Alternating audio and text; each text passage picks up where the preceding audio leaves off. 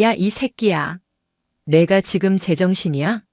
감히 어디서 휴가 타령을 해?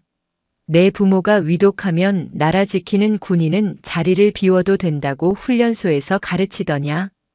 경기도 파주시 문산읍 외곽 육군 제1보병사단 예하 제1연대 연대장실에 걸걸한 고함이 울려 퍼졌다. 박철민 대령은 자신의 집무실 책상을 쾅 내리치며 눈앞에 서 있는 말라빠진 일병을 노려보았다. 겁에 질린 일병은 입술을 파르르 떨며 고개를 숙이고 있었다. 연대장님, 그래도 어머니께서 수술을 앞두고 계셔서 한 번만. 닥쳐 이 자식아. 지금 전방 상황이 어떤지 몰라. 북쪽 애들이 미쳐 날뛰고 있는데 개인적인 사정 봐줄 여유가 어디 있어. 당장 나가서 완전 군장으로 연병장 10바퀴 돌고 정신 차려. 알았어? 일병이 눈물을 삼키며 비틀거리는 걸음으로 연대장실을 나가자 박철민은 넥타이를 거칠게 풀어헤치며 소파에 털썩 주저앉았다. 그는 짜증 섞인 손길로 담배를 입에 물었다. 어린 놈들이 빠져가지고는 전쟁 나면 총알바지로 쓸모나 있겠어? 그때 노크 소리와 함께 작전 과장이 헐레벌떡 들어왔다. 그의 얼굴은 사색이 되어 있었다. 연대장님, 큰일 났습니다.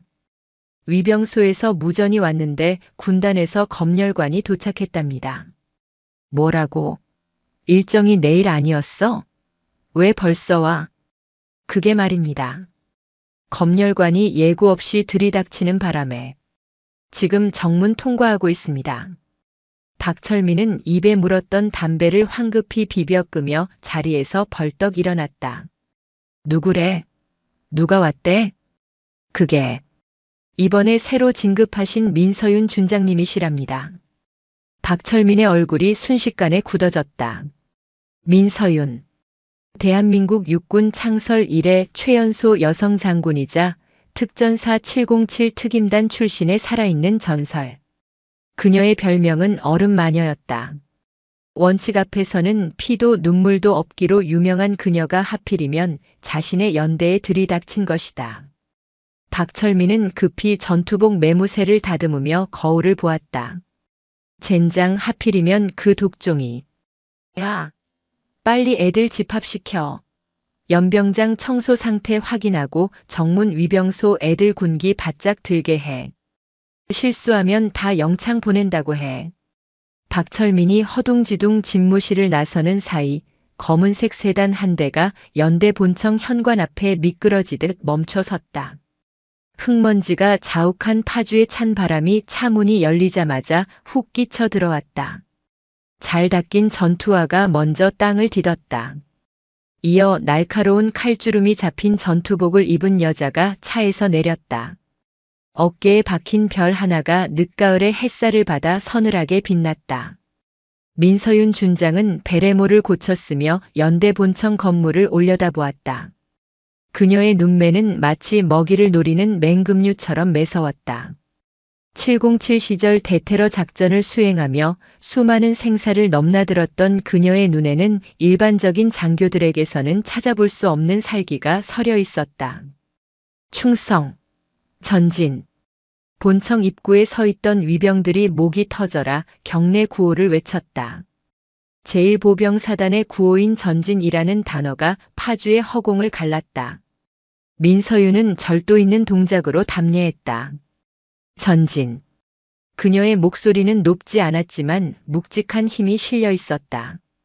뒤이어 허겁지겁 뛰어나온 박철민 대령이 숨을 몰아쉬며 민서윤 앞에 섰다. 충성, 전진. 연대장 대령 박철민입니다. 방문을 환영합니다, 장군님. 박철민은 허리를 90도로 굽히며 세상에서 가장 비굴한 미소를 지어 보였다. 그의 이마에는 식은땀이 송골송골 맺혀 있었다. 민서윤은 그를 잠시 말없이 내려다보았다. 그 짧은 침묵이 박철민에게는 영겁의 시간처럼 느껴졌다. 예정보다 일찍 도착했습니다, 박 대령. 내일 오려다가 근처를 지나는 길에 불시 점검이 더 효과적일 것 같아서 말입니다. 아, 예. 예. 물론입니다. 언제든지 환영입니다. 차 한잔 하시겠습니까? 제 방에 귀한 보이차가 있습니다만. 차는 됐습니다. 바로 현황 보고부터 받죠. 그 전에 부대 한 바퀴 둘러보겠습니다. 민서윤은 박철민의 안내를 무시하고 앞장서서 걸음을 옮겼다. 박철민은 당황하여 그녀의 뒤를 쫓았다. 민서윤의 걸음은 군인답게 빠르고 거침이 없었다. 그녀는 연병장을 지나 병사들이 생활하는 생활관 쪽으로 향했다. 연병장 구석에서는 아까 박철민에게 욕을 먹었던 일병이 완전 군장을 한 채 비틀거리며 뛰고 있었다. 민서윤의 시선이 그 병사에게 머물렀다. 저 병사는 왜 저러고 있습니까? 아, 예. 저 녀석이 정신 상태가 좀 해이해서 군기 교육 차원에서 체력 단련을 시키고 있습니다. 요즘 애들이 워낙 나약해서 말입니다. 하. 박철민이 어색하게 웃으며 둘러댔다. 민서윤은 눈을 가늘게 뜨고 뛰고 있는 병사를 바라보았다. 군장의 무게에 눌려 어깨가 축 처져 있었고 얼굴은 흑빛이었다. 단순한 체력 단련이라고 보기에는 병사의 상태가 너무나 위태로워 보였다. 나약하다라. 박 대령 눈에는 저게 단순히 나약해서 힘들어하는 걸로 보입니까? 예. 예, 그럼요. 저 정도 무게도 못 이겨서야 어디 전쟁하겠습니까? 민서윤은 더 이상 대꾸하지 않고 다시 걸음을 옮겼다. 하지만 그녀의 머릿속에는 방금 본 병사의 절망적인 표정이 깊게 박혔다. 707 시절 극한의 훈련을 견뎌내며 동료들의 눈빛만 봐도 상태를 알 수 있는 그녀였다. 저것은 육체적인 고통 때문이 아니었다. 마음이 무너진 사람의 눈빛이었다. 생활관 복도에 들어서자 병사들이 벽에 붙어 큰 소리로 경례했다. 전진, 전진. 경례 소리는 컸지만 민서윤은 단번에 느낄 수 있었다. 병사들의 눈에 생기가 없었다. 20대 초반의 혈기왕성해야 할 청년들이 마치 도살장에 끌려온 소처럼 무기력하고 우울해 보였다. 복도를 지나는 병사들의 표정은 하나같이 어두웠고 서로 눈치를 보느라 바빴다. 부대 분위기가 전체적으로 많이 가라앉아 있군요. 아, 그게 요즘 북한 도발 징후 때문에 경계 태세를 강화하다 보니 애들이 좀 긴장해서 그렇습니다. 우리 연대가 워낙 최전방이라 군기가 셉니다. 박철민은 땀을 닦으며 변명하기 급급했다. 민서윤은 걸음을 멈추고 박철민을 똑바로 응시했다. 군기는 긴장감에서 나오는 게 아닙니다, 박 대령. 사기에서 나오는 겁니다. 내 눈에는 지금 이 부대 병사들에게서 사기라고는 눈을 씻고 찾아봐도 없어 보이는데요. 아, 아닙니다. 장군님께서 잘못 보신 겁니다. 애들이 훈련을 열심히 해서 피곤해서 그런 걸 겁니다. 민서윤은 코웃음을 쳤다. 피곤한 것과 죽어있는 것은 다르다. 그녀는 직감적으로 이 부대에 무언가 썩은 내가 진동하고 있음을 감지했다. 그것은 707 시절 작전 지역에 들어설 때 느끼던 본능적인 경고 신호와 같았다. 이곳에는 분명히 감춰진 무언가가 있었다. 행정반으로 가죠. 근무일지랑 휴가 대장 좀 봐야겠습니다. 휴가 대장 말입니까? 박철민의 목소리가 미세하게 떨렸다. 민서윤은 그 찰나의 떨림을 놓치지 않았다. 그녀의 입꼬리가 아주 살짝 올라갔다. 왜요? 문제라도 있습니까? 아닙니다. 문제라니요. 하. 이쪽으로 오시죠. 박철민이 허둥지둥 안내하는 뒤를 따르며 민서윤은 장갑을 고쳐 꼈다. 파주에 찬 바람보다 더 차가운 냉기가 그녀의 전신을 감돌았다. 그녀는 속으로 중얼거렸다. 냄새가 나. 아주 고약한 썩은 내가. 행정반에 들어서자 병사들이 기립했다. 민서윤은 인사개원에게 다가가 서류를 요청했다. 최근 6개월간 병력 이동 및 휴가 명령 대장 가져와. 인사계 병장은 박철민의 눈치를 살피며 머뭇거렸다. 박철민이 눈을 부라리며 소리쳤다. 뭐해? 장군님께서 가져오라시잖아. 얼른 안 가져오고. 병장이 떨리는 손으로 두꺼운 파일철을 꺼내 책상 위에 올려놓았다. 민서유는 의자에 앉아 천천히 서류를 넘기기 시작했다. 종이 넘기는 소리만이 적막한 행정반을 채웠다. 박철민은 민서윤의 뒤에 서서 마른 침을 삼켰다. 민서윤의 손가락이 멈춘 곳은 9월의 휴가 기록이었다. 그녀의 눈썹이 꿈틀거렸다. 박 대령. 예, 장군님. 우리 1사단 규정상 GOP 경계작전 투입 전후로 위로 휴가가 배정되는 걸로 알고 있는데 지난 6개월 동안 정기 휴가를 포함해서 휴가를 나간 병사가 전체의 10%도 안 되는군요. 이게 어떻게 된 일입니까? 그게 말입니다. 아까도 말씀드렸다시피 북한군의 동향이 심상치 않아서 연대 자체적으로 휴가 통제를 좀 하고 있습니다. 병사들도 다 이해하고 동참하고 있고요. 나라 지키는 일이 우선 아니겠습니까? 민서유는 서류를 탁 소리나게 덮었다. 이해하고 동참한다라. 아까 연병장에서 죽을 상으로 뛰고 있던 병사도 이해하고 동참한 겁니까?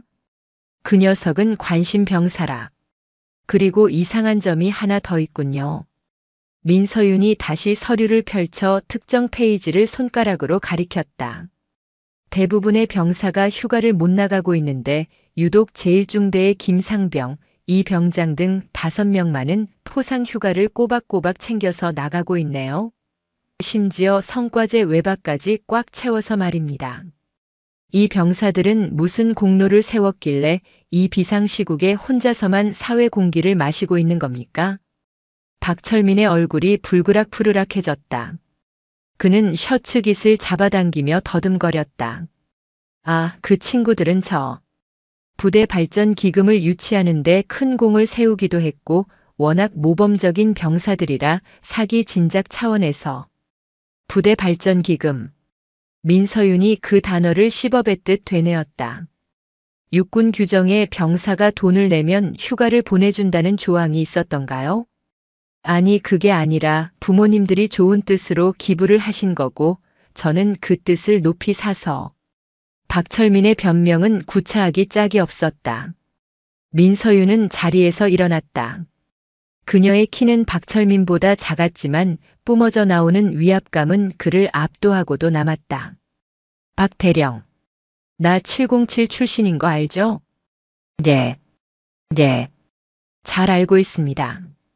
전설이시지 않습니까? 전설 같은 건 관심 없습니다. 다만 내가 그곳에서 배운 건 딱 하나입니다. 내 뒤에 있는 동료를 믿지 못하면 전장에서는 개죽음뿐이라는 거. 지휘관이 부하의 권리를 뺏어서 자기 배를 불리는 부대는 오합지졸이나 다름없습니다. 장군님 말씀이 좀 지나치십니다. 제가 뭐 배를 불렸다고 그러십니까? 오해십니다. 오해인지 아닌지는 확인해 보면 알겠죠. 오늘 여기서 자고 가겠습니다. 내일 아침 점호 때까지 이 서류에 있는 5명 그리고 아까 연병장에서 뛰던 병사 내 집무실로 호출해 주세요. 민서윤은 박철민의 대답도 듣지 않고 행정반을 나섰다. 복도를 걸어가는 그녀의 뒷모습을 보며 박철민은 주먹을 꽉 쥐었다. 이 여자가 정말 내 밥줄을 끊어놓으려고 작정을 했구나. 그는 이를 갈며 주머니에서 휴대폰을 꺼냈다. 행정관. 당장 그 새끼들 입단속 시켜. 민서윤이가 냄새 맡았어. 털끝 하나라도 불면 다 죽여버린다고 해. 알았어? 박철민의 비열한 속삭임이 어두운 복도에 낮게 깔렸다. 밤이 깊어지면 파주의 어둠은 더욱 짙어질 것이다. 하지만 민서윤은 그 어둠 속에 숨겨진 추악한 진실을 기어이 끄집어낼 준비가 되어 있었다. 그녀가 머무는 숙소의 창밖으로 전진교의 불빛이 희미하게 보였다. 싸움은 이제 막 시작되었다. 숙소의 공기는 차가웠다. 민서윤은 군복 상의를 벗어 의자에 걸어두고 창가에 섰다. 칠흑 같은 어둠 속에 잠긴 부대는 고요했지만 그 고요함 속에는 병사들의 억눌린 한숨이 서려 있는 듯 했다. 그녀는 책상 위에 놓인 태블릿 PC를 켰다. 미리 받아둔 1년대의 예산 집행 내역과 복지기금 운용 현황 파일이 화면에 떴다. 숫자는 거짓말을 하지 않지. 그녀의 눈동자가 빠르게 데이터를 훑어내려갔다. PX 수익금의 일부가 불투명하게 처리된 정황, 그리고 특정 시기마다 부대 운영비 명목으로 입금된 거액의 후원금. 후원자의 이름은 가려져 있었지만 입금 날짜와 문제의 병사 5명이 휴가를 나간 날짜가 교묘하게 맞물려 있었다. 심증은 확실했다. 이제 물증이 필요했다. 똑똑. 짧은 노크 소리가 들렸다. 민서윤의 전속 부관인 김하사였다. 들어와. 김하사가 쟁반에 따뜻한 커피를 담아 들어왔다. 장군님 좀 쉬십시오. 도착하자마자 쉬지도 못하시고 계속 서류만 보셨지 않습니까? 김하사. 넌 휴가가 뭐라고 생각하나? 갑작스러운 질문에 김하사가 눈을 동그랗게 떴다. 예. 휴가 말입니까? 사막의 오아시스 같은 거 아니겠습니까? 힘든 군 생활을 버티게 해주는 유일한 희망 같은. 그렇지. 희망이지. 그런데 그 희망을 돈 받고 파는 놈이 있다면 그건 군인이 아니라 장사치지. 그것도 아주 질 나쁜 사기꾼. 김하사는 민서윤의 서늘한 표정을 보고 침을 꿀꺽 삼켰다. 혹시 박철민 연대장 말씀이십니까?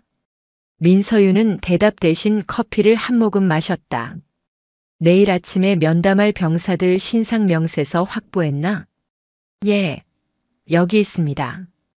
그리고 아까 연병장에서 돌던 병사는 3중대 소속 최일구 일병입니다. 어머니가 편찮으시다는 보고가 있었는데 연대장이 묵살했다고 합니다. 어머니가 편찮으신데 묵살했다라. 민서윤의 손에 들어간 종이가 구겨졌다. 그녀의 눈빛이 다시 한번 매섭게 빛났다. 내일 아침이 기대되는군. 김하사, 너도 준비 단단히 해. 내일은 좀 시끄러워질 거야. 다음 날 아침 날이 밝기도 전에 민서윤은 임시 집무실로 향했다. 박철민은 밤새 한숨도 못 잤는지 눈밑이 퀭한 채로 그녀를 맞이했다. 안녕히 주무셨습니까, 장군님? 박 대령은 잠 좀 설친 얼굴이군요.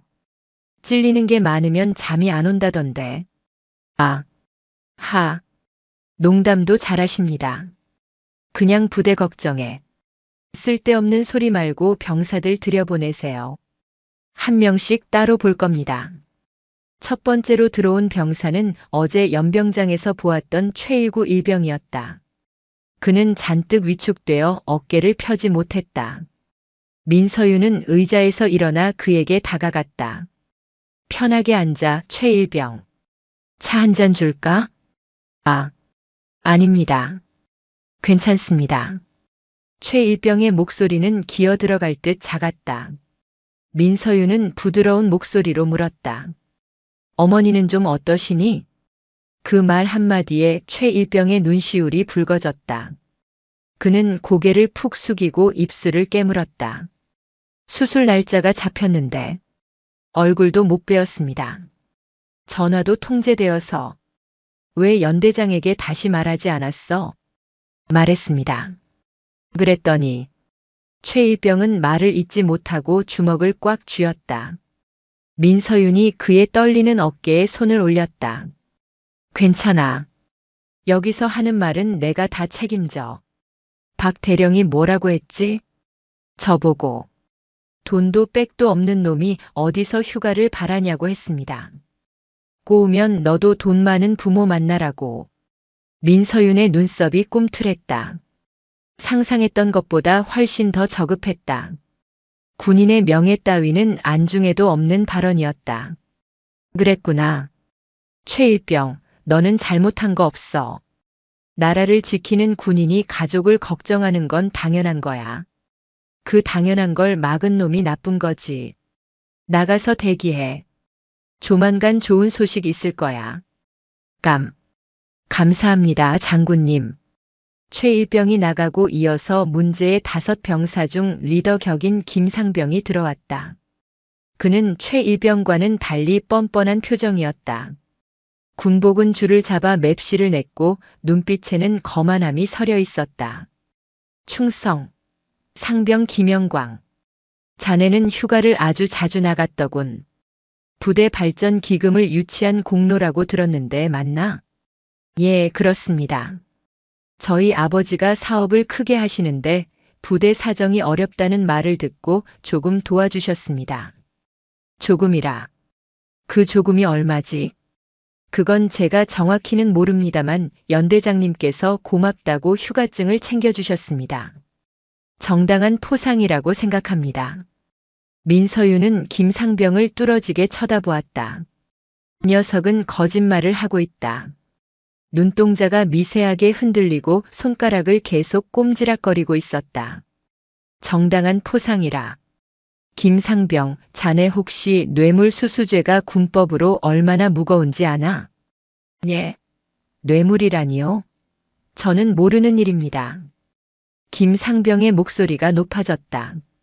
민서윤은 책상 서랍에서 녹음기를 꺼내 책상 위에 툭 던져 놓았다. 이 안에 최일병이 증언한 내용이 담겨 있어. 박 대령이 돈 많은 부모 둔 놈들만 챙긴다는 내용 말이야. 그리고 자네 아버지가 운영하는 회사의 법인 계좌 내역도 내가 요청해 놨는데 곧 도착할 거야. 거기서 박 대령 개인 계좌나 차명 계좌로 돈이 흘러간 정황이 나오면 자네도 무사하지 못해. 김상병의 얼굴이 창백해졌다. 지금이라도 사실대로 말하면 정상 참작해주지. 하지만 끝까지 오리발 내밀면 자네는 전역하고 나서도 빨간 줄 그어진 채로 살게 될 거야. 선택해. 김상병은 마른 침을 삼켰다. 민서윤의 기세에 눌려 숨조차 쉬기 힘들었다. 707의 얼음 마녀라는 별명이 괜히 붙은 게 아니었다.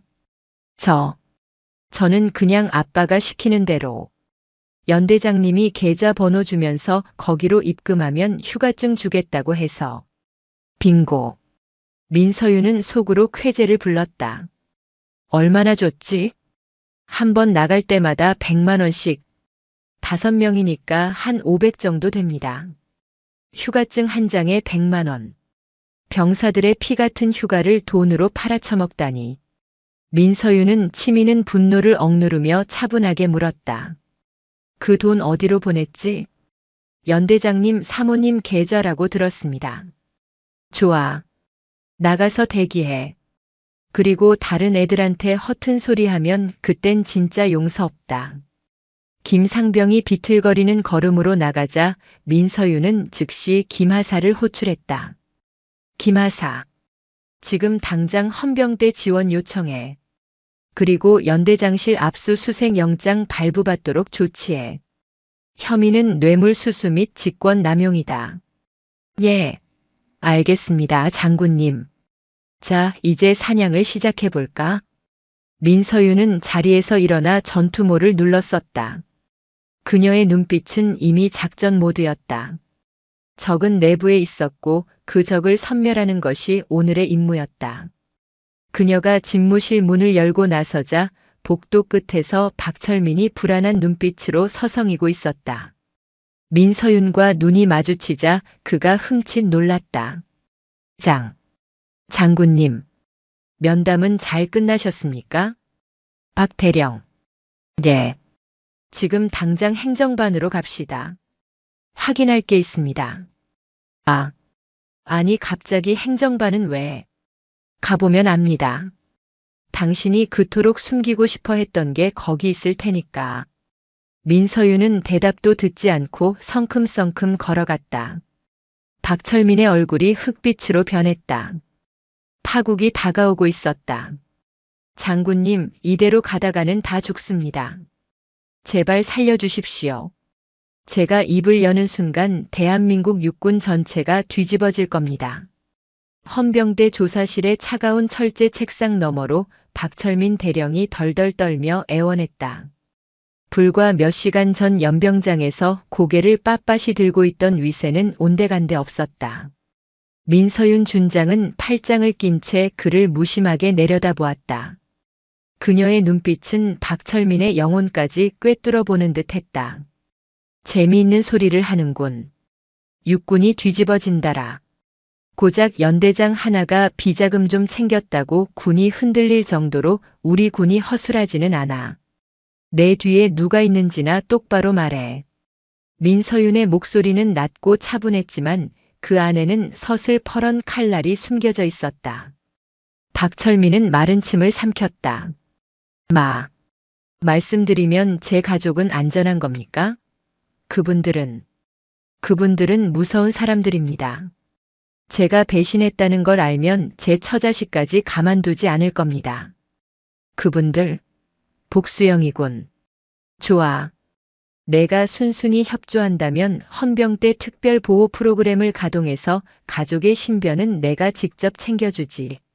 하지만 거짓말이 조금이라도 섞여 있다면 그땐 내가 너를 지옥 끝까지 쫓아가서 씹어먹을 거야. 알겠나? 박철민은 떨리는 손으로 물 한 잔을 단숨에 들이켰다. 그리고 주위를 두리번거리며 목소리를 낮췄다. 사단장님. 아니, 김태진 소장님. 그리고 군수사령부의 모 장성까지 연루되어 있습니다. 제가 거둔 돈은 단순한 용돈 벌이가 아니었습니다. 그건 상납금이었습니다. 민서윤의 미간이 좁혀졌다. 김태진 소장. 육군 제1보병사단장. 그는 평소 청렴 결백한 이미지로 언론에도 자주 노출되던 인물이었다. 병사들에게는 덕장으로 알려진 그가 이 추악한 먹이사슬의 정점에 있었다니. 상납금의 용도는 진급 로비 자금 그리고 정계줄 대기용 정치 자금입니다. 파주 일대 개발권을 두고 지역 토호들과 결탁해서 군사보호구역 해제 정보를 미리 빼돌리고 그 대가로 받은 돈을 세탁하는 창구 역할도 했습니다. 병사들 휴가비 착복은 빙산의 일각입니다. 생각보다 규모가 컸다. 이것은 단순한 군납 비리가 아니었다. 권력형 게이트였다. 민서윤은 주먹을 꽉 쥐었다. 나라를 지키라고 쥐어준 총칼로 제 배를 불리고 있었다니. 증거는? 말뿐인 증언으로는 그들을 잡을 수 없어. 김태진 소장이 어떤 사람인지 알잖아. 꼬리 자르기의 명수야. 지금쯤이면 이미 너를 정신 이상자나 단독 범행범으로 몰아가고 있을걸. 제 개인 금고에 있던 붉은 노트, 그거면 충분하지 않습니까? 그건 내가 돈을 받았다는 증거지 그들에게 돈을 줬다는 직접적인 증거가 되기에는 약해. 송금 내역이나 녹취록 같은 확실한 물증이 필요해. 박철민은 잠시 망설이다가 결심한 듯 입을 열었다. 제 관사. 안방 장롱 밑바닥을 뜯어보면 USB가 하나 있습니다. 그 안에 다 들어있습니다. 통화 녹음 파일, 이면 계약서 사본, 차명 계좌 비밀번호까지. 좋아. 김하사. 조사실 밖에서 대기하던 김하사가 즉시 들어왔다. 예. 장군님. 지금 즉시 박철민 관사로 이동해서 안방 장롱 밑을 확인해. USB를 확보해라. 보안 유지 철저히 하고 헌병대 말고 우리 직할대 요원들만 데리고 움직여. 냄새 맡은 쥐새끼들이 먼저 선수 칠 수도 있으니까. 알겠습니다. 김 하사가 나가자마자 민서윤의 휴대폰이 울렸다. 발신자 번호는 사단장실이었다. 민서윤은 박철민을 보며 입꼬리를 비틀어 웃었다. 호랑이도 제 말하면 온다더니. 내가 말한 그분이시네. 민서윤은 통화 버튼을 눌렀다. 충성. 준장 민서윤입니다. 아, 민장군. 수고가 많군. 내가 지금 보고를 받았는데 우리 1연대장이 불미스러운 일에 연루되었다면서. 그 친구가 요즘 스트레스를 많이 받더니 정신적으로 좀 문제가 생겼나 봐. 수화기 너머로 들려오는 김태진 소장의 목소리는 기름기 흐르듯 매끄럽고 여유로웠다. 벌써 박철민을 정신질환자로 몰아가려는 수작이었다. 정신 문제가 아니라 도덕성의 문제인 것 같습니다. 사단장님. 뇌물수수의 직권남용 혐의가 명백합니다. 허허, 그래. 그래도 우리 식구인데 너무 가혹하게 몰아붙이지는 말게. 군의 명예도 생각해야지. 일단 박 대령 신병은 사단 헌병대로 인계하게. 내가 직접 엄중하게 조사해서 처리할 테니 민 장군은 이제 그만 본대로 복귀해서 쉬도록 해. 사단 헌병대로 인계하라. 그 말은 곧 박철민을 자신들의 통제 하에 두고 입을 막겠다는 뜻이었다. 헌병대장 역시 김태진의 라인일 것이 뻔했다. 죄송합니다만 그럴 수 없습니다. 이번 사안은 군단장님 지시로 시작된 특별감사입니다. 조사가 마무리될 때까지 피의자 신병은 제가 확보하고 있겠습니다. 전화기 너머에서 잠시 침묵이 흘렀다. 그 침묵은 폭풍 전야처럼 무거웠다. 민 장군. 자네 군복 오래 입고 싶지 않은가 보군. 707 출신이라 세상 무서운 줄 모르는 모양인데 여기는 전장과는 달라. 정치라는 게 뭔지 조직의 쓴맛이 뭔지 아직 잘 모르는 것 같네. 김태진의 목소리에서 웃음기가 사라지고 서늘한 살기가 묻어났다. 충고 감사합니다. 하지만 저는 정치는 모릅니다. 제가 아는 건 군인은 국가와 국민에게 충성해야 한다는 것뿐입니다. 그 외의 것에는 고개 숙일 줄 모릅니다. 끊겠습니다. 충성. 민서윤은 대답을 듣지도 않고 전화를 끊어버렸다. 옆에서 듣고 있던 박철민의 얼굴이 하얗게 질렸다. 자, 장군님. 정말 괜찮으시겠습니까? 사단장님은 정말 무서운 분입니다. 사람 하나 사회적으로 매장하는 건 일도 아닙니다.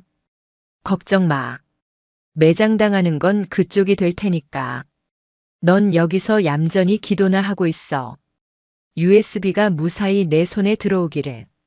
민서윤은 조사실을 나섰다. 복도 창밖으로 해가 지고 있었다. 파주의 하늘이 붉게 물들었다. 저 붉은 노을처럼 오늘 밤 누군가는 피를 흘리게 될지도 모른다는 예감이 들었다. 밤 10시. 제1연대 본청 건물은 어둠에 잠겼다. 민서윤은 임시로 마련된 집무실에서 김하사가 가져올 USB를 기다리고 있었다. 초조함에 손가락으로 책상을 두드리던 찰나 복도 끝에서 희미한 인기척이 느껴졌다. 일반적인 병사들의 발소리가 아니었다. 군화 소리가 나지 않도록 뒤꿈치를 들고 걷는 훈련받은 자의 움직임이었다. 민서윤은 반사적으로 책상 스탠드를 끄고 어둠 속에 몸을 숨겼다. 그녀의 손이 허리춤에 있는 권총 홀스터로 향했지만 실탄은 지급받지 않은 상태였다.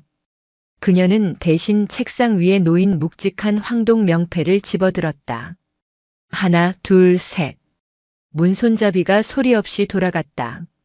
문이 아주 천천히 열리더니 검은 마스크와 모자를 쓴 괴한 2명이 신속하게 방 안으로 진입했다. 그들의 손에는 번뜩이는 단검이 들려 있었다. 단순히 서류를 훔치러 온 것이 아니었다. 필요하다면 목격자를 제거할 의도가 분명했다. 괴한들은 민서윤이 앉아있던 의자가 비어있는 것을 보고 당황했다. 어디 갔지? 분명히 이 방에 있었는데. 그들이 서로 속삭이는 순간 민서윤이 어둠 속에서 튀어나갔다. 그녀의 손에 들린 명패가 선두에 선 괴한의 손목을 강타했다.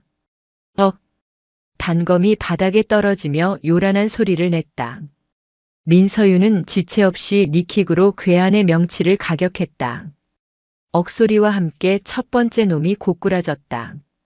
하지만 뒤따라오던 두 번째 괴한이 곧바로 칼을 휘두르며 덤벼들었다. 날카로운 칼날이 민서윤의 얼굴을 스치고 지나갔다. 뺨에서 따끔한 통증과 함께 뜨거운 피가 흘러내렸다. 민서윤은 뒤로 물러서며 거리를 벌렸다. 놈의 움직임이 예사롭지 않았다. 단순한 깡패가 아니라 특수 훈련을 받은 용병급이었다. 누가 보냈나? 김태진인가? 민서윤이 차갑게 물었다. 괴한은 대답 대신 다시 한번 칼을 역수로 쥐고 찌르기를 시도했다. 빠르고 정확한 급소 공격이었다. 하지만 민서윤은 707의 전설이었다. 그녀는 상체를 비틀어 칼을 피함과 동시에 놈의 팔을 낚아채 관절을 꺾어버렸다. 아! 비명이 터져나왔지만 민서윤은 멈추지 않았다. 놈의 오금을 걷어차 무릎 꿇린 뒤 팔꿈치로 뒷목을 가격해 기절시켰다. 순식간에 2명의 건장한 남성이 바닥에 널브러졌다. 민서윤은 거친 숨을 몰아쉬며 불을 켰다. 바닥에 쓰러진 놈들의 마스크를 벗겼다. 낯선 얼굴들이었다. 주머니를 뒤져보니 신분증이 나왔다. 대한 시큐리티라는 민간 군사 기업의 직원증이었다. 민간 용병까지 동원했다 이거지. 그때 집무실 문이 벌컥 열리며 김하사와 무장한 병력들이 뛰어들어왔다. 장군님, 무슨 일입니까? 피가 나십니다. 김하사가 민서윤의 뺨에 흐르는 피를 보고 기겁했다. 민서윤은 손등으로 피를 쓱 닦아냈다. 별거 아냐. 스친 거야. 그보다 USB는 확보했습니다. 여기 있습니다. 김하사가 건넨 작은 USB 메모리. 이것을 지키기 위해 놈들이 암살자까지 보낸 것이다. 민서윤은 USB를 꽉 쥐었다. 이 녀석들 헌병대에 넘기지 마. 우리 직할 때 감시하에 격리 수용해. 김태진 라인이 닿지 않는 곳으로. 그리고 이놈들 소속사 대한 시큐리티에 대해서도 당장 알아봐. 김태진과 어떤 커넥션이 있는지 샅샅이 뒤져. 알겠습니다. 그런데 장군님 상처 치료부터 하셔야. 지금 상처가 문제야? 놈들이 선을 넘었어. 현역 장군을 암살하려 했어. 이건 반란이야. 민서윤의 눈에서 푸른 불꽃이 일렁였다. 노트북 가져와. 이 안에 뭐가 들었는지 확인하고 오늘 밤 바로 반격 들어간다. 김하사가 노트북을 세팅하는 동안 민서윤은 지열밴드를 대충 붙였다. 노트북 화면에 USB의 내용물이 떴다. 폴더를 하나씩 열 때마다 민서윤의 표정은 점점 더 굳어졌다. 5호지구 도시개발사업계획서 - 대외비 군사시설 보호구역 해제 예정지 좌표 김태진 소장 차명 계좌 입출금 내역. 그리고 가장 충격적인 파일 하나가 눈에 들어왔다. 녹취 파일 2024만 1015 김태진 통화. 파일을 재생하자 김태진 소장의 목소리가 흘러나왔다. 박 대령, 이번에 들어온 5억은 세탁해서 재단 쪽으로 보내. 국방위원장 쪽에 줄 좀 대야 하니까. 그리고 그 일중대 병사놈들 입단속 잘 시키고. 돈 좀 쥐어주면 알아서 기겠지 뭐. 개돼지들이 다 그렇지 않나? 민서윤은 주먹으로 책상을 내리쳤다. 쿵 소리와 함께 노트북이 튀어올랐다. 개돼지. 감히 내 병사들을 개돼지라고 불러? 그녀의 인내심은 바닥났다. 이것은 더 이상 비리 수사가 아니었다. 이것은 전쟁이었다. 그녀는 자리에서 벌떡 일어났다. 김하사. 작전 변경이다. 법적 절차? 영장 발부? 다 집어치워. 놈들은 법을 지킬 생각이 없어. 우리도 우리 방식대로 간다. 장군님 설마 사단장님을 직접 치시려는 겁니까? 그건 하극상입니다. 군법 회의감입니다. 하극상? 상관이 상관다워야 하극상이지. 도둑놈을 잡는 건 정의 구현이야. 전 병력 무장해. 우리는 지금 사단 본부로 간다. 예. 지금 당장 말입니까? 그래. 김태진이 오늘 밤 연회장에서 지역 유지들과 파티를 벌이고 있다는 정보가 있어. 그 자리에서 저 더러운 입을 닥치게 해주지. 그리고 그 파티장에 초대받지 않은 손님이 어떤 선물을 들고 가는지 보여주겠어. 민서윤은 자신의 전투복 상의를 벗어던지고 방탄조끼를 착용했다. 그리고 책상 서랍 깊숙한 곳에서 그녀가 707 시절 쓰던 단검을 꺼내 군화 속에 꽂아 넣었다. 차 대기시켜. 목표는 사단장 공관이다. 전원 실탄 지급하고 저항하는 자는 적으로 간주한다. 내가 책임진다. 알겠습니다. 충성. 민서윤의 명령에 1년대의 분위기가 급변했다. 그녀를 따르는 병사들과 간부들이 결의에 찬 표정으로 움직이기 시작했다. 그들은 보았다. 민서윤이 어떻게 병사들의 억울함을 풀어주었는지. 그녀라면 믿을 수 있었다. 밤 11시. 어둠을 뚫고 칠흑 같은 차량 행렬이 사단 본부를 향해 질주하기 시작했다. 파주의 밤 공기가 찢어질 듯한 긴장감으로 팽팽해졌다. 사냥꾼이 사냥감을 덮칠 시간이었다. 사단장 공관은 화려한 불빛으로 번쩍이고 있었다. 담장 너머로 고급 승용차들이 줄지어 서 있었고 웃음소리와 클래식 음악 소리가 흘러나왔다.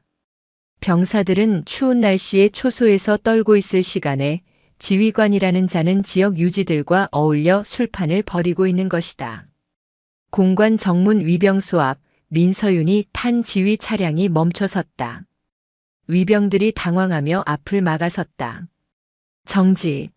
무슨 일이십니까? 방문 예약이 없으신데. 문 열어. 민서윤이 창문을 내리고 짧게 말했다. 그녀의 얼굴에 붙은 반창고와 서늘한 눈빛을 본 위병이 흠칫 놀랐다. 저 장군님. 사단장님께서 지금 중요한 손님들을 모시고 계셔서 외부인 출입 통제하라는 지시가. 비켜. 민서윤은 대답 대신 차 문을 열고 내렸다. 그녀의 뒤로 무장한 병력들이 트럭에서 뛰어내려 위병소를 포위했다. 나를 막는 자는 공무집행방해 및 반란 동조자로 간주하겠다. 총 내려. 민서윤의 기세에 눌린 위병들은 얼어붙은 듯 움직이지 못했다. 결국 바리케이드가 치워지고 민서윤은 병력을 이끌고 공관 앞마당으로 진입했다. 연 회장은 야외 정원에 마련되어 있었다. 뷔페 음식이 차려져 있고 김태진 소장은 와인 잔을 든 채 양복 입은 남자들과 담소를 나누고 있었다. 하하, 이번에 그 땅 문제만 잘 해결되면 우리 사단이랑 회장님 회사랑 아주 윈윈 하는 거지요. 아이고, 장군님 덕분에 저희가 먹고 삽니다. 건배하시죠. 쨍그랑. 와인 잔이 부딪히는 경쾌한 소리가 나는 순간 쾅 하고 정원 입구의 문이 박살나며 열렸다. 누구냐? 김태진이 놀라 소리쳤다. 음악이 뚝 끊기고 사람들의 시선이 입구로 쏠렸다. 흙먼지를 뒤집어 쓴 전투복 차림의 민서윤이 뚜벅뚜벅 걸어 들어왔다. 그녀의 뒤로는 K-의 소총으로 무장한 병사들이 부채꼴로 퍼지며 연회장을 포위했다. 파티가 아주 성대하군요, 사단장님. 병사들 피를 빨아 만든 와인 맛은 어떻습니까? 달콤합니까? 민서윤의 목소리가 정적을 깼다. 김태진의 얼굴이 순식간에 일그러졌다. 민서윤, 너 미쳤어? 여기가 어디라고 감히 무장 병력을 이끌고 난입해? 이건 반란이야. 당장 전연 끌어내. 김태진이 고함을 지르자 공관 경비를 맡고 있던 사복 차림의 경호원들이 민서윤을 향해 달려들었다. 대한 시큐리티 놈들이었다. 치워. 민서윤의 짧은 명령에 뒤에 있던 직할 대장과 부사관들이 튀어나갔다. 순식간에 난투극이 벌어졌다. 하지만 실전으로 단련된 민서윤의 부하들에게 민간 경호원들은 상대가 되지 않았다. 제압당한 경호원들이 바닥에 굴러다니는 동안 민서윤은 김태진의 코앞까지 걸어갔다. 반란? 진짜 반란은 국가의 녹을 먹는 군인이 국민을 배신하고 사익을 추구하는 게 반란이지. 안 그렇습니까? 에이. 이 건방진. 내가 감히 나를 심판하려 들어? 내 뒤에 누가 있는지 알아? 국방부, 아니 청와대까지 줄이 다 있어. 너 하나 옷 벗기는 건 일도 아니야. 김태진은 끝까지 허세를 부렸다. 민서윤은 주머니에서 USB를 꺼내 흔들어 보였다. 이게 뭔지 아십니까? 김태진의 동공이 지진이라도 난 듯 흔들렸다. 박철민 대령이 아주 소중하게 보관하고 있더군요. 당신의 그 더러운 육성이 담긴 파일과 비밀 장부까지. 이걸 지금 이 자리에서 스피커로 틀어드릴까요? 아니면 바로 언론사로 보낼까요? 거래하자. 얼마면 돼? 원하는 게 뭐야? 진급? 별 하나 더 달아주면 되겠어? 아니면 저녁 후 자리? 김태진은 다급하게 민서윤의 팔을 잡으려 했다. 민서윤은 더러운 오물을 보듯 그 손을 쳐냈다. 내가 원하는 건 딱 하나야. 당신 같은 쓰레기들이 군복을 입고 거들먹거리지 못하게 하는 것. 민서윤은 김하사에게 신호를 보냈다. 김하사 대형 스크린 켜. 연 회장 한쪽에 설치되어 있던 프레젠테이션용 대형 스크린에 민서윤의 노트북 화면이 연결되었다. 곧이어 스피커를 통해 김태진의 목소리가 쩌렁쩌렁하게 울려 퍼졌다. 개돼지들이 다 그렇지 않나? 5억은 세탁해서 재단 쪽으로 보내. 연 회장에 있던 지역 유지들과 기업인들의 얼굴이 사색이 되었다. 그들은 황급히 자리를 피하려 했지만 무장한 병사들이 그들의 퇴로를 막았다. 한 명도 나가지 못합니다. 여기 있는 전원을 뇌물 공여 및 군사 기밀 유출 혐의로 긴급 체포합니다. 이거나 내가 누군지 알아. 아수라장이 된 연 회장 한복판에서 김태진은 바닥에 주저앉았다. 모든 것이 끝났다. 민서윤은 털썩 주저앉은 김태진의 어깨에 있는 계급장, 별 2개를 거칠게 뜯어냈다. 찍 소리와 함께 소장 계급장이 뜯겨나갔다. 당신은 이 별을 달 자격이 없어. 민서윤은 뜯어낸 계급장을 김태진의 앞주머니에 구겨 넣었다. 헌병대 불러. 아니, 이번엔 군 검찰단 특수수사팀을 불러. 사단 규모가 아니라 군 전체를 털어야 하니까. 김태진이 헌병들에게 끌려가고 연 회장은 정리되었다. 민서윤은 텅 빈 정원 한가운데 섰다. 밤하늘에는 진짜 별들이 총총히 떠 있었다. 땅에 떨어진 똥별은 사라지고 하늘의 별만이 남았다. 하지만 그녀는 알고 있었다. 김태진이 언급했던 국방위원장, 그리고 재단. 그 거대한 악의 뿌리는 아직 뽑히지 않았다. 김태진 역시 중간 보스에 불과했다. 이제 겨우 시작이야. 그때 민서윤의 휴대폰이 다시 울렸다. 이번에는 발신자 표시 제안이었다. 여보세요. 민서윤 준장. 일처리가 아주 화끈하더군. 김태진을 그렇게 날려버리다니. 변조된 기계음 목소리였다. 누구냐? 우린 자네를 아주 흥미롭게 지켜보고 있어. 하지만 너무 날뛰지는 않는 게 좋을 거야. 김태진이 지키던 문 뒤에는 자네가 감당할 수 없는 괴물이 살고 있거든. 괴물? 잘 됐네. 내가 707에 있을 때 취미가 괴물 사냥이었거든. 딱 기다려. 다음은 내 차례니까. 민서윤은 전화를 끊고 어둠 속을 노려보았다. 파주의 밤바람이 그녀의 머리카락을 흩날렸다. 그녀의 눈빛은 그 어느 때보다 뜨겁게 타오르고 있었다. 전쟁은 이제 막 진짜 서막을 올렸다. 이상하지 않습니까? 사단장이 긴급 체포되었는데 뉴스 한 줄 안 나옵니다. 파주에서 서울로 향하는 자유로 위. 검은색 지휘 차량 뒷좌석에서 김하사가 태블릿 PC를 계속 새로 고침하며 불안한 목소리로 말했다. 민서윤 준장은 차창 밖으로 스쳐 지나가는 임진강의 억새밭을 응시하고 있었다.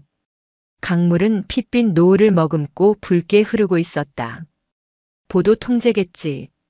언론사 데스크까지 주무를 수 있는 힘이 있다는 증거야. 김태진 소장 하나 잡았다고 끝난 게 아니라는 내 예상이 맞았어. 그럼 저희 지금 국방부로 들어가는 게 맞는 겁니까? 장관님 호출이라고는 하지만 느낌이 좋지 않습니다. 제 발로 호랑이 아가리에 들어가는 꼴 아닙니까? 호랑이 잡으려면 굴로 들어가야지. 그리고 김하사. 민서윤이 백미러를 통해 운전대를 잡은 김하사의 눈을 바라보았다. 뒤에 붙은 꼬리들 눈치채고 있었나? 김하사의 눈빛이 매섭게 변했다. 예, 10분 전부터 검은색 스타렉스 2대가 번갈아가며 따라붙고 있습니다. 번호판 조회해보니 대포차입니다. 놈들이 서울 진입 전에 쇼부를 볼 생각인 모양이군. 자유로는 도주로가 없어서 사냥하기 딱 좋은 장소지. 꽉 잡아라. 민서윤은 말이 끝나기도 전에 안전벨트를 풀고 조수석으로 몸을 넘겼다. 좁은 차 안에서 놀라울 정도로 유연한 움직임이었다. 장군님, 뭐 하시는 겁니까? 운전 바꿔. 넌 사격 준비해. 민서윤이 김하사의 핸들을 낚아채는 동시에 김하사는 뒷좌석으로 밀려났다. 민서윤이 운전석에 앉자마자 엑셀러레이터를 바닥까지 밟았다. 지휘 차량의 엔진이 굉음을 내며 튀어나갔다. 시작한다. 민서윤의 입꼬리가 비릿하게 올라갔다. 뒤따라오던 스타렉스 2대가 본색을 드러내며 사이렌도 없이 과속으로 추격해왔다. 놈들의 창문이 열리더니 소음기를 장착한 총구가 튀어나왔다. 퍽, 퍼벅. 지휘 차량의 뒷유리에 거미줄 같은 금이 갔다. 방탄 유리가 아니었다면 벌써 머리에 구멍이 났을 상황이었다. 김하사, 스와, 젠장. 김하사가 깨진 뒷유리 틈으로 K-5 권총을 내밀고 응사했다. 탕, 탕. 총성이 자유로의 소음을 뚫고 울려 퍼졌다. 하지만 흔들리는 차 안에서 정확한 사격은 불가능에 가까웠다. 스타렉스 한 대가 무리하게 옆으로 치고 들어왔다. 쾅! 육중한 충격과 함께 지휘 차량이 가드레일 쪽으로 밀려났다. 불꽃이 튀고 타이어 타는 냄새가 진동했다. 놈들은 민서윤의 차를 강물로 밀어버릴 작정이었다. 이 새끼들이 운전면허를 발로 땄나. 민서윤은 핸들을 놈들 쪽으로 급격하게 꺾었다. 오히려 충돌을 피하지 않고 정면 승부를 건 것이다. 쾅! 지휘 차량의 측면이 스타렉스의 앞바퀴 휀더를 강하게 들이받았다. 무게 중심을 잃은 스타렉스가 휘청거리더니 고속 주행의 관성을 이기지 못하고 빙글 돌며 중앙 분리대를 들이받았다. 끼익! 쾅! 첫 번째 놈은 처리했다. 하지만 나머지 한 대가 끈질기게 뒤를 물고 늘어졌다. 이번에는 선루프가 열리더니 중화기로 무장한 용병이 몸을 내밀었다. 젠장, 저건 소총이잖아. 방탄 유리 뚫립니다. 김하사가 비명을 질렀다. 민서윤의 눈동자가 차갑게 가라앉았다. 전방 500m 앞 자유로 휴게소 진입로가 보였다. 김하사, 내 명령이 떨어지면 문 열고 뛰어내려. 예. 무슨 말씀이십니까? 저 혼자 살라고요? 잔말 말고 들어. 이건 명령이야. 내가 놈들을 유인할 테니까 너는 국방부로 가서 감찰실장에게 이 사실을 알려. 알았어? 못합니다. 죽어도 같이 죽고 살아도 같이 삽니다. 이 자식이 진짜 707에서 그렇게 가르치더냐? 전술적 판단 안 서? 민서윤이 버럭 소리를 질렀다. 그때 놈들의 소총 난사가 시작되었다. 두두두두. 뒷좌석 시트가 걸레짝처럼 찢겨나갔다. 더 이상 지체할 시간이 없었다. 민서윤은 휴게소 진입로로 급격하게 핸들을 꺾었다. 지금이야. 굴러. 민서윤이 속도를 줄이는 찰나 김하사는 이를 악물고 차 문을 열고 잔디밭으로 몸을 날렸다. 뒤따라오던 스타렉스는 김하사를 무시하고 오직 민서윤의 차만을 쫓아 휴게소 쪽으로 진입했다. 휴게소는 늦은 시간이라 한산했다. 민서윤은 주차장 구석 대형 트럭들이 주차된 곳으로 차를 몰았다. 미로처럼 얽힌 트럭들 사이로 차를 숨기고 그녀는 시동을 껐다. 정막이 흘렀다. 민서윤은 글로브 박스에서 여분의 탄창을 꺼내 권총을 재장전했다. 심장 박동은 일정했다. 오히려 머릿속은 더욱 맑아졌다. 자박, 자박. 군화 발자국 소리가 들려왔다. 2명. 아니, 셋이다. 어디 숨었나 암캐년. 나와라. 곱게 죽여줄 테니. 걸걸한 목소리가 트럭 사이를 울렸다. 민서윤은 트럭 밑으로 몸을 숙여 놈들의 위치를 파악했다. 그녀는 주머니에서 동전 하나를 꺼내 반대편 트럭 바퀴 쪽으로 튕겼다. 쨍그랑. 저쪽이다. 놈들의 총구가 소리난 쪽으로 돌아가는 순간 민서윤은 반대편에서 튀어올랐다. 탕, 탕. 정확히 2발. 놈들의 머리가 수박처럼 터져나갔다. 남은 한 놈이 당황하여 총을 돌리려 했지만 민서윤이 이미 그의 품으로 파고든 뒤였다. 그녀의 단검이 놈의 목동맥을 정확히 그었다. 끄륵, 끄. 피를 뿜으며 쓰러지는 용병을 발로 밀어내고 민서윤은 그의 귀에 꽂혀있던 인이어 이어폰을 빼내 자신의 귀에 꽂았다. 처리했나? 응답해. 타겟은 죽었나? 변조된 목소리가 들려왔다.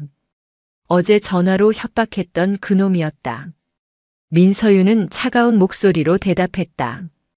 아쉽게도 내 부하들만 지옥으로 갔는데 어쩌지. 장례식 준비나 해도. 다음은 내 차례니까. 민서윤. 기대해. 곧 방문할 테니까. 민서윤은 이어폰을 지시겨 밟았다. 밤바람이 피냄새를 싣고 날아갔다. 그녀는 죽은 용병의 주머니를 뒤져 스마트폰을 꺼냈다. 잠금이 걸려 있었지만 지문 인식을 위해 죽은 놈의 엄지손가락을 갖다 대니 풀렸다. 통화 목록의 최근 발신지. 청담동 엘리시움. 엘리시움. 여기가 본진이구나. 민서윤은 피 묻은 얼굴을 닦아내지도 않은 채 놈들이 타고 온 스타렉스에 올라탔다. 목적지는 국방부가 아니었다. 서울 강남 화려한 불빛 뒤에 숨은 독사들의 소굴이었다. 서울 강남구 청담동 회원제 프라이빗 클럽 엘리시움. 겉보기에는 평범한 고급 라운지 바처럼 보였지만 이곳은 대한민국 권력의 상위 1%만이 출입할 수 있는 은밀한 사교장이었다. 그리고 재단이라 불리는 그림자 조직의 자금 세탁소이기도 했다. 밤 12시. 클럽 앞에는 발렛 파킹을 기다리는 슈퍼카들이 즐비했다. 말쑥하게 차려입은 웨이터들이 손님을 맞이하고 있었다. 그때 앞범퍼가 찌그러지고 여기저기 총탄 자국이 난 스타렉스 한 대가 굉음을 내며 입구로 돌진했다. 끼익, 쾅. 발렛 부스를 들이받고 멈춘 스타렉스에서 민서윤이 내렸다. 그녀는 흙먼지와 피로 얼룩진 군복 차림 그대로였다. 손에는 놈들에게서 노획한 소총이 들려 있었다. 뭐야? 당신 누구야? 가드들이 몰려들었지만 민서윤이 공포탄을 허공에 쏘자 비명을 지르며 흩어졌다. 길 막지 마. 다치기 싫으면 꺼져. 민서윤은 거침없이 클럽 안으로 걸어 들어갔다. 화려한 조명과 시끄러운 EDM 음악이 터져나오는 스테이지. 춤추던 사람들이 총을 든 군인을 보고 기겁하여 도망치기 시작했다. 아수라장이 된 클럽을 가로질러 민서윤은 VIP 룸이 있는 2층으로 향했다. 2층 입구에는 덩치 큰 경호원들이 길을 막고 있었다. 여기서부터는 출입 금지. 말이 끝나기도 전에 민서윤의 개머리판이 경호원의 턱을 부셨다. 그녀는 쓰러지는 경호원을 밟고 넘어가며 문을 걷어찼다. 쾅! 가장 안쪽 로얄 스위트룸.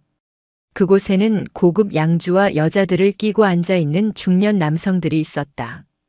그들 중앙에는 국회 국방위원회 소속 오중석 의원이 거만한 자세로 시가를 피우고 있었다. 이게 무슨 난리야? 지배인 어딨어? 오 의원이 소리를 지르며 일어났다. 민서윤은 뚜벅뚜벅 걸어가 테이블 위에 소총을 툭 던져놓고 오 의원 맞은편 소파에 털썩 앉았다. 지배인은 도망갔고 당신을 지켜줄 개들도 다 죽었어. 오중석 의원님. 너는 민서윤 준장? 내가 어떻게 여기까지. 오 의원의 얼굴이 하얗게 질렸다. 자유로에서 죽었어야 할 여자가 눈앞에 살아 돌아온 것이다. 그것도 피칠갑을 한 채로. 놀라셨나 봅니다. 제가 지옥에서 돌아와서. 술맛 좋네요. 발렌타인 30년 산인가. 병사들은 썩은 건빵 먹을 때 의원님은 참 좋은 거 드시고 계셨군요. 민서윤이 테이블 위에 양주병을 들어 병째로 들이켰다. 독한 술이 식도를 타고 넘어가며 긴장감을 씻어냈다. 내가 미쳤구나. 여기가 어딘 줄 알고 행패야. 여긴 치외법권이나 다름없는 곳이야. 내가 전화 한 통이면 넌 쥐도 새도 모르게. 전화해. 민서윤이 오 의원의 말을 끊었다. 어디든 해봐. 청와대든 국방부 장관이든 아니면 당신 뒤를 봐주는 그 재단의 회장이든. 다 불러. 한꺼번에 상대해 줄 테니까.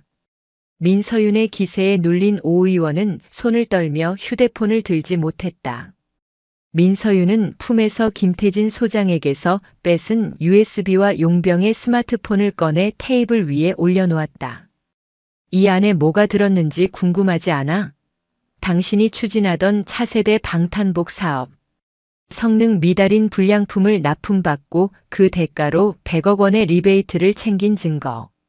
그리고 그 돈이 이 클럽을 통해 세탁되어 당신의 정치 자금으로 흘러들어간 내역. 오 의원의 눈이 흔들렸다. 그건 그의 정치 생명뿐만 아니라 목숨까지 날아갈 수 있는 치명적인 약점이었다. 거래하자. 원하는 게 뭐야? 돈? 명예? 너처럼 유능한 군인이 왜 굳이 가시밭길을 가려고 그래? 우리랑 손잡으면 육군 참모총장, 아니 국방부 장관까지도 시켜줄 수 있어. 참모총장? 장관? 그런 건 관심 없어. 내가 원하는 건 딱 하나야. 민서윤이 몸을 앞으로 숙이며 오 의원의 눈을 똑바로 쳐다보았다. 내 부하들이 입을 방탄복이야. 총알 한 방에 뚫리는 종이 쪼가리 말고 진짜 목숨을 지켜줄 수 있는 방탄복. 그리고 그따위 쓰레기를 납품하고 뒷돈 챙긴 놈들이 법의 심판을 받는 것. 그거 하나면 돼. 이 꽉 막힌 년이. 세상이 그렇게 정의롭기만 한 줄 알아? 이건 거대한 흐름이야. 내가 막는다고 막아질 일이 아니라고. 그때 룸의 비밀문이 열리며 검은 양복을 입은 사내 하나가 소리 없이 들어왔다. 그의 손에는 소음기가 달린 권총이 들려 있었다. 오 의원의 경호실장이었다. 죽여. 당장 쏴버려. 오 의원이 비명을 질렀다. 탕. 총알이 발사되는 순간 민서윤은 테이블을 발로 차서 뒤집으며 몸을 날렸다. 육중한 대리석 테이블이 방패막이가 되어 총알을 튕겨냈다. 민서윤은 바닥을 구르며 소파 뒤에 숨겨두었던 놈들의 소총을 집어들었다. 하지만 탄창이 비어 있었다. 젠장. 경호실장이 천천히 거리를 좁혀왔다. 그는 프로였다. 빈틈을 주지 않고 엄폐물을 향해 확인 사살을 하며 다가왔다. 탕, 탕. 대리석 조각이 튀어 민서윤의 얼굴을 때렸다. 민장군, 여기서 끝내자. 너무 멀리 왔어. 경호실장의 목소리가 바로 머리 위에서 들렸다. 절체절명의 순간 민서윤은 707 시절 익혔던 근접 격투술 CQC를 떠올렸다. 총이 없다면 몸이 무기다. 그녀는 소파를 등지고 앉은 채로 기습적으로 뒤로 점프하며 다리를 뻗었다. 그녀의 군화발이 소파 위로 고개를 내밀려던 경호실장의 명치를 강타했다. 컥. 놈이 주춤하는 사이 민서윤은 테이블 위로 뛰어올라 공중에서 회전하며 놈의 손목을 걷어찼다. 권총이 허공으로 날아갔다. 이제는 맨손 싸움이었다. 경호실장은 재빨리 품에서 나이프를 꺼냈다. 칼춤이라도 추자는 건가? 민서윤은 빈 양주병을 깨트려 손에 쥐었다. 유리 파편이 조명을 받아 섬뜩하게 빛났다. 두 사람은 숨소리조차 내지 않고 서로를 노려보았다. 팍! 두 그림자가 엉켰다. 칼날이 허공을 가르고 유리병이 부딪혔다. 찰나의 승부. 민서윤의 깨진 병이 놈의 어깨를 찔렀고 놈의 나이프가 민서윤의 옆구리를 스쳤다. 윽. 고통을 참으며 민서윤은 놈의 팔을 꺾어 업어치기로 바닥에 꽂아버렸다. 쿵. 놈이 정신을 차리기도 전에 민서윤은 놈의 기절한 목을 조르며 오 의원을 바라보았다. 다음 선수 있나? 없으면 이제 계산을 좀 해야겠는데. 구석에 숨어 벌벌 떨고 있던 오 의원은 오줌을 지린 채 주저앉아 있었다. 민서윤은 비틀거리며 일어나 오 의원에게 다가갔다. 옆구리에서 피가 흘러 군복을 적셨지만 그녀의 눈빛은 그 어느 때보다 살아있었다. 자, 이제 나랑 같이 갈 곳이 있어. 내가 그렇게 좋아하던 카메라 앞이야. 새벽 2시. 서울 광화문 광장. 대한민국에서 가장 상징적인 장소인 이곳에 기이한 풍경이 펼쳐졌다. 이순신 장군 동상 앞에 민서윤 준장이 피 묻은 군복을 입은 채 서 있었고 그 옆에는 포승줄에 묶인 오중석 의원과 1.1연대 비리 관련자들의 사진 그리고 방탄복 비리 증거 자료들이 전시되어 있었다. 민서윤은 오 의원의 휴대폰으로 SNS 라이브 방송을 켰다. 오 의원의 팔로워는 수십만 명. 알림이 뜨자마자 새벽 시간임에도 불구하고 수만 명의 시청자가 접속하기 시작했다. 뭐야? 오 의원 방송 켜졌는데? 저 여자 군인 누구야? 피 흘리는데? 영화 촬영인가? 분위기 장난 아닌데? 댓글창이 폭발적으로 올라갔다. 민서윤은 카메라 렌즈를 똑바로 응시했다. 국민 여러분 안녕하십니까? 저는 대한민국 육군 준장 민서윤입니다. 그녀의 목소리는 떨림 없이 차분했다.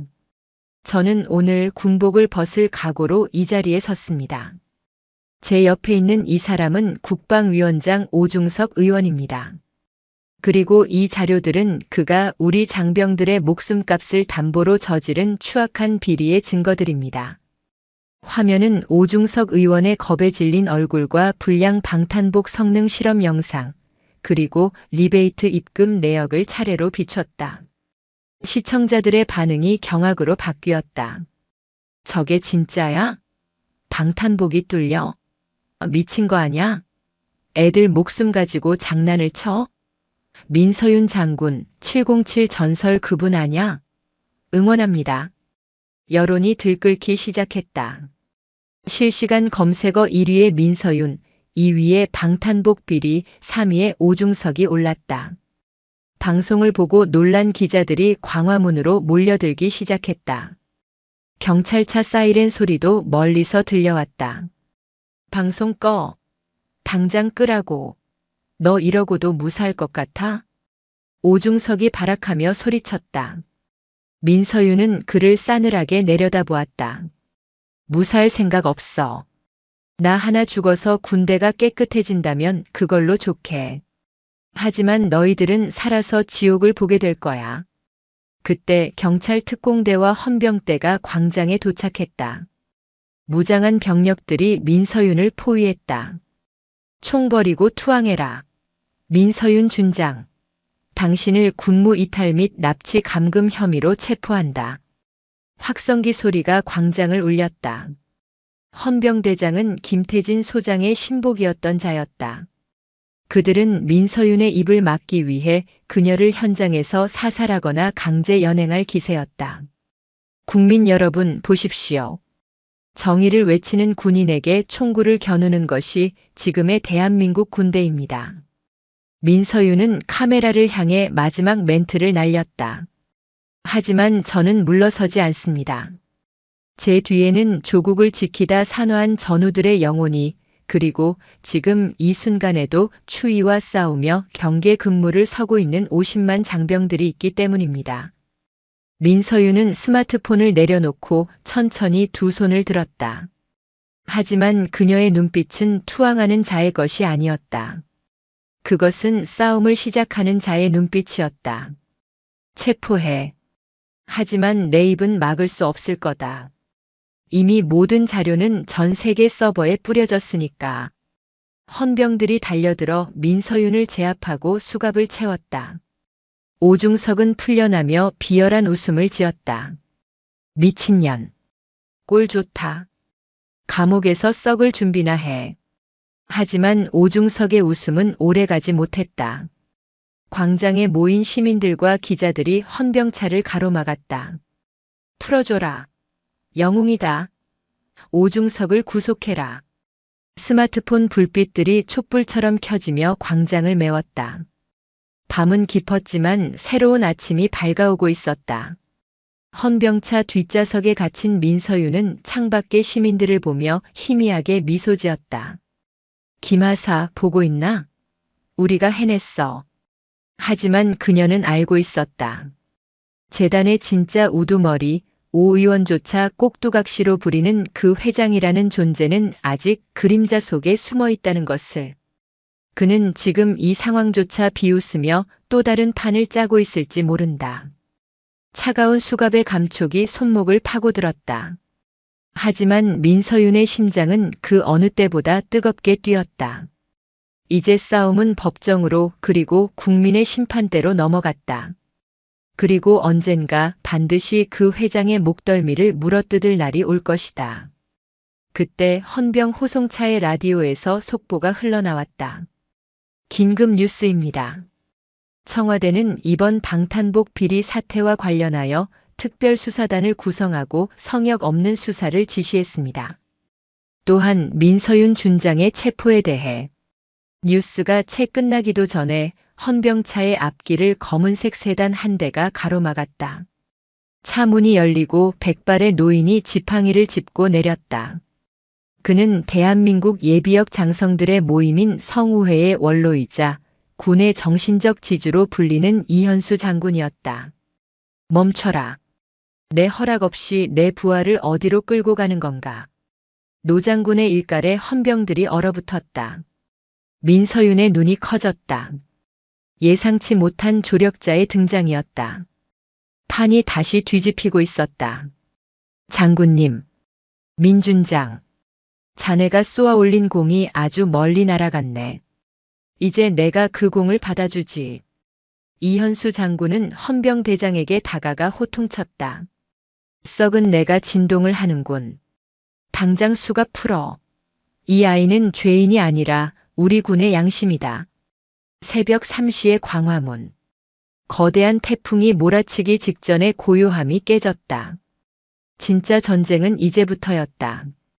광화문 광장의 새벽 공기는 차가웠지만 그곳에 모인 사람들의 열기는 용광로처럼 뜨거웠다. 이현수 장군의 등장은 전세를 완전히 뒤집어 놓았다. 대한민국 국군의 살아있는 전설이자 성우회 원로인 그가 민서윤의 앞을 막아서자 헌병대장은 당황하여 입술만 깨물었다. 이현수 장군님. 하지만 이건 상부의 명령입니다. 민준장은 군법을 어겼습니다. 상부. 자네가 말하는 상부가 누구인가? 비리로 얼룩진 국방위원장인가 아니면 그 뒤에 숨어있는 쥐새끼들인가? 군법은 군인의 명예를 지키기 위해 존재하는 것이지 범죄자들을 보호하기 위해 있는 것이 아니네. 이현수 장군의 호통에 시민들이 환호했다. 맞습니다.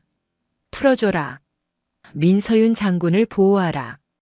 여론은 걷잡을 수 없이 확산되었다. 청와대 국민청원 게시판은 이미 마비되었고 주요 방송사들은 정규 방송을 중단하고 광화문 현장을 생중계하기 시작했다. 결국 헌병대장은 무전을 통해 모종의 지시를 받고는 이를 갈며 물러섰다. 철수한다. 전 병력 철수. 헌병들이 물러가자 민서윤은 이현수 장군에게 거수 경례를 올렸다. 수갑은 이미 풀려 있었다. 감사합니다, 장군님. 고마워할 것 없다. 자네가 내 젊은 날을 떠올리게 해서 나선 것뿐이야. 하지만 민준장, 아직 끝나지 않았네. 오중석은 잡혔지만 그에게 돈을 대고 이 모든 판을 짠 설계자는 아직 잡히지 않았어. 민서윤의 눈빛이 다시 날카로워졌다. 알고 있습니다. 재단의 이사장 강 회장. 그자가 몸통입니다. 그자는 지금 해외로 도피하려고 공항으로 이동 중이라는 첩보가 있네. 검찰이 영장을 발부받으려면 시간이 걸려. 그 사이에 놈은 국경을 넘을 거야. 민서윤은 손목시계를 확인했다. 새벽 4시. 인천공항 첫 비행기 시간까지 얼마 남지 않았다. 제가 가겠습니다. 영장 같은 종이 쪼가리는 필요 없습니다. 허락하네. 대신 살아서 돌아오게. 자네는 이제 혼자의 몸이 아니야. 자네를 바라보는 50만 장병들의 희망이라는 걸 잊지 말게. 명심하겠습니다. 충성. 민서윤은 이현수 장군이 내어준 검은색 세단에 올라탔다. 김하사가 운전석에 앉았다. 장군님, 어디로 모실까요? 인천공항 고속도로. 밟아. 규정속도 무시한다. 차는 총알처럼 어둠을 뚫고 질주했다. 민서윤은 뒷좌석에서 K-2 소총을 점검했다. 이것이 마지막 싸움이었다. 강 회장은 대한민국 방산 비리의 원흉이자 그림자 권력의 정점이었다. 그는 군납 비리로 벌어들인 돈을 해외 페이퍼 컴퍼니로 빼돌리고 있었고 그 과정에서 군인들의 피와 땀을 착취했다. 민서윤은 그를 절대 용서할 수 없었다. 인천공항 고속도로 톨게이트 부근. 강 회장의 호송 차량 행렬이 보였다. 경호 차량 3대가 리무진을 호위하며 달리고 있었다. 김하사, 저 리무진이야. 타이어를 노린다. 알겠습니다. 김하사가 차를 놈들의 측면으로 붙였다. 민서윤은 창문을 열고 몸을 내밀었다.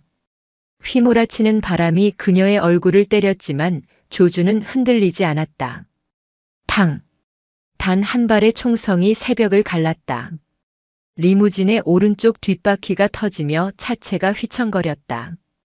중심을 잃은 리무진은 가드레일을 들이받고 멈춰섰다. 경호 차량에서 무장한 사내들이 쏟아져 나왔다. 사격 개시. 민서윤은 차에서 뛰어내리며 사격을 가했다. 그녀의 사격 솜씨는 백발백중이었다. 경호원들이 다리를 부여잡고 쓰러졌다. 그녀는 놈들을 죽이지는 않았다. 그들은 단지 돈에 고용된 용병일 뿐 진짜 적은 차 안에 있었다. 민서윤은 연기가 피어오르는 리무진으로 걸어갔다. 문을 걷어차 열어젖히자 그 안에는 늙고 탐욕스러운 노인 강 회장이 공포에 질린 채 서류 가방을 끌어안고 있었다. 오지 마. 돈을 주지. 얼마면 돼? 100억? 200억? 강 회장은 수표 뭉치를 꺼내 민서윤에게 던졌다. 종이 조각들이 바람에 흩날려 아스팔트 위를 뒹굴었다. 민서윤은 그 위를 뚜벅뚜벅 걸어 강 회장의 멱살을 잡고 차 밖으로 끌어냈다. 이 돈 냄새가 역겹군. 이 돈에는 최전방에서 동상 걸려가며 근무 서는 병사들의 피눈물이 묻어 있어. 내 놈은 그 피를 빨아먹고 산 거머리야. 이거나. 내가 누군지 알아? 나는 국가 경제를 움직이는. 철석. 민서윤의 손이 강 회장의 뺨을 후려쳤다. 너는 그냥 도둑놈이야. 그리고 이제는 죄수번호로 불리게 될 거다. 멀리서 경찰 사이렌 소리가 들려왔다. 이번에는 민서윤을 잡으러 온 것이 아니었다. 이현수 장군의 연락을 받은 인천공항 경찰대와 검찰 수사관들이었다. 민서윤은 강 회장을 바닥에 내동댕이 치고 그가 안고 있던 서류 가방을 챙겼다. 그 안에는 해외 비자금 장부와 정관계 로비 리스트가 들어있었다. 이것으로 모든 것이 끝났다. 수사관들이 도착해 강 회장에게 수갑을 채웠다. 그는 끌려가면서도 악을 썼지만 민서윤은 그를 쳐다보지도 않았다. 그녀는 동쪽 하늘을 바라보았다. 붉은 태양이 떠오르고 있었다. 길고 길었던 밤이 가고 마침내 아침이 왔다. 한 달 후, 경기도 파주시 육군 제1보병사단 예하연대. 부대에는 평화가 찾아왔다. 연병장에는 눈이 소복이 쌓여 있었고 병사들은 넉가래를 들고 제설 작전에 한창이었다. 예전 같았으면 욕설과 한숨이 가득했을 제설 시간이지만 지금은 병사들의 얼굴에 웃음꽃이 피어 있었다. 야, 김상병. 거기 꼼꼼히 안 미냐? 아, 죄송합니다. 금방 하겠습니다. 병사들의 목소리에는 활기가 넘쳤다. 그때 위병소를 통과해 지휘 차량 한 대가 들어왔다. 병사들은 하던 일을 멈추고 일제히 차를 향해 경례했다. 충성, 전진. 차에서 내린 사람은 정복을 말끔하게 차려입은 민서윤 준장이었다. 그녀는 지난 한 달간 이어진 강도 높은 수사와 재판의 증인으로 출석하느라 바쁜 나날을 보냈다. 박철민 전 연대장은 징역 15년, 김태진 전 사단장은 징역 20년, 오중석 전 의원과 강 회장은 무기징역을 선고받았다. 대한민국 건국 이래 최대 규모의 방산 비리 척결이었다. 민서윤은 연병장을 가로질러 병사들에게 다가갔다. 그중 유독 반가운 얼굴이 보였다. 최일구 일병. 충성. 일병 최일구. 최일구의 얼굴은 몰라보게 좋아져 있었다. 살도 좀 올랐고 눈빛도 초롱초롱했다. 어머니 수술은 잘 되셨나? 예. 장군님 덕분에 무사히 수술 받으시고 지금은 퇴원해서 재활 치료 중이십니다. 정말 감사합니다. 최일구가 울먹이며 대답했다. 민서윤은 빙그레 웃으며 그의 어깨를 두드려 주었다. 고마워할 거 없어. 그건 내가 당연히 누려야 할 권리였으니까. 그리고 민서윤은 뒤에 서 있던 김하사에게 눈짓했다. 김하사가 트럭에서 박스를 내리기 시작했다. 오늘 회식이다. 메뉴는 삼겹살에 치킨. 전 병력 배 터지게 먹도록. 와! 병사들의 함성이 파주 벌판을 뒤흔들었다.